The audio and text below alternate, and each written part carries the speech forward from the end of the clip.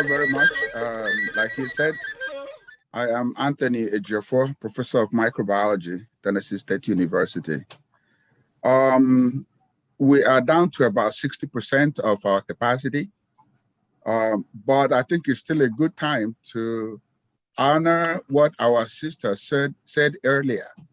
She yearned for a thunderous applause in what has been done here. I will therefore request that you unmute everybody and we give them 3 hearty cheers. This is their moment. They need to be cheered. I need to give them 3 hearty cheers. Unmute everybody, please. For those who are reconnected, hip, hip, hip. I want to hear it. Hooray. Hip, hip, hip. Hooray! Hip, hip. Hooray! Thank you so much for that. I stand on all protocols. But before I go into it, I would like to seize this opportunity also to give a special shout out to Jerry Mohammed, who spoke here early. Her name is Ifoma. She was my graduate student in biological sciences at some point. To all of you reconnected with your Igbo ancestors, I am honored and privileged to call you fellow Igbo people from Igbo. Officially, we are now your people. We are your people to bond with, and Igbo is your home to protect, to defend, and to serve through active and engaged communality.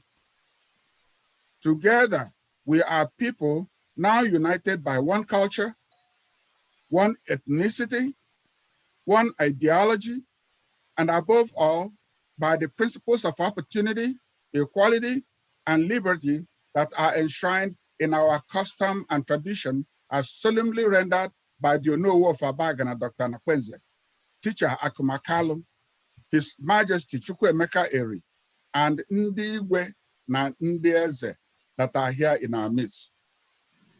Today marks a special day in your life. You've come a long way to get here. You've sworn a solemn oath to this union with your people and now have all their appurtenances thereto. With this privilege, though, comes great responsibilities. And so I ask that you use your freedoms and your talents to contribute to the good of our Igbo nation here in the United States and in Igboland. You have lived all your lives in America, where no dream is impossible. You will bring the same spirit to your ancestral people with whom you are reconnected today. Like the hundreds who have reconnected to their ancestors before you through this program, you have the opportunity to enrich your ancestral heritage through your contributions to civic society, business, culture, and Igbo communities here in the United States and at home. You can help write the next great chapter of Igbo history, and together we can keep the beacon that is Igbo ethnicity burning bright for all the world to see. Before I round up, I would like to give you a few pointers about what it means to be Igbo, as well as your prospects and challenges. To navigate through this, I would like to recall some of the events that occurred here today that depict the past. I begin with the Igbo landing that was talked about here. This is the epitome of pride and doggedness of the Igbo. You heard of the historic site in Dunbar Creek of St. Simon's Island, Glynn County in Georgia, United States, where in 1803, Igbo slaves in resistance to slavery in the United States committed mass suicide. Of course, we know that the survivors were taken to Sapele Island. They would rather die than be forced into slavery. That is the Igbo spirit. Let me also tell you about revolution against injustice as part of Igbo spirit. You are aware that Beyond America, Igbo slaves were also taken to the Caribbean, to Haiti, to Jamaica, to Trinidad and Tobago, to Brazil, as well as to Canada. Take Haiti, for example. The preponderance of the Black population there are of Igbo ancestry. Haiti, in 1804, 1 year after the Igbo landed, became the first independent Black nation in the Western Hemisphere after a 13-year sustained revolution. That was a revolution for justice and fair play. That is the hallmark of Igbo spirit. Let me talk about innovation and survival instincts. From 1967 to 1970, the Igbo in Nigeria, along with other ethnic neighbors of theirs, fought a brutal Biafran war, which oddly had the United Kingdom, Union of Soviet Socialist Republic, the Arab world, and Nigeria with all their war arsenal on their side. The Igbo relied on innovation, survival instincts, ingenuity, resilience, capacity to adapt and integrate, industry and entrepreneurial acumen to sustain themselves while it lasted. In talking about these attributes, some of you may even begin to wonder why Igbo village in the Frontier Culture Museum of Virginia. Please come with me. I'll give you a little explanation because it is this spirit that brought that about. I said, please come with me. Remember that the Igbo ethnic group is only one of over 400 in Nigeria. And Nigeria itself is one out of 54 countries. So for the Igbo to be recognized and given that honor, there is something about it. So remember that there were Igbo slaves in New York, in Maryland, in Virginia, in Pennsylvania, in New Jersey, in the Carolinas, on the east side of the Appalachian Mountains, and all the way to Florida.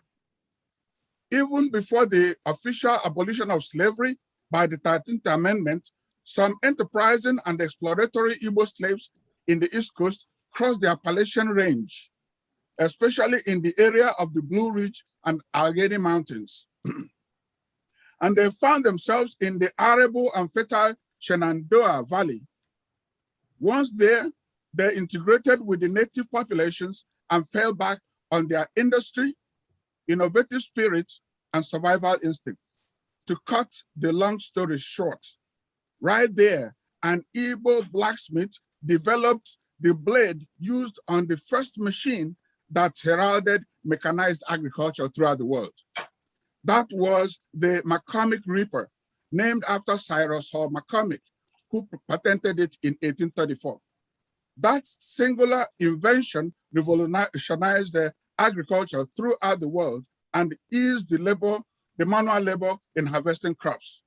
The Frontier Museum is proud of this history. America is proud of this history. Black people is proud of this history. That's the why. Oka in Igboland is the citadel of blacksmithery in Africa. That's where you come from. That's who you are. Finally, excellence.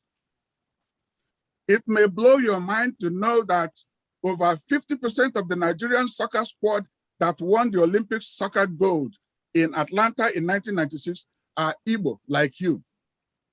Over 60% of the Nigerian basketball team that did the unthinkable by beating the American team just 3 weeks ago. 3-time Olympic champions, beat them by 90-87 on July the 12th, 2021. Over 60% of them are Igbo, like you. Over 60% of the 2021 NBA drafts of Nigerian descent are Igbo, like you. Bishop T.D. Jakes and the American actors Forrest Whitaker and Blair Underwood, who have done their DNA genealogy, are Igbo, like you. They all have one thing in common. They excelled in their endeavors. Excellence is inborn in the Igbo. They're all, that's the Igbo spirit. That is written in your DNA. You are equipped to conquer the world. In due course, World Igbo Congress, in concert with CISA and all Igbo organizations in the diaspora, will unveil a comprehensive program to maximize this bonding that we have experienced today. I therefore charge you to go forth, my people, and exhibit your Igbo spirit, and you will have no boundaries in doing so. I am proud to welcome you as new Igbo people. May God bless you, and may God continue to bless Igboland, the land of the rising sun. Thank you all so very much.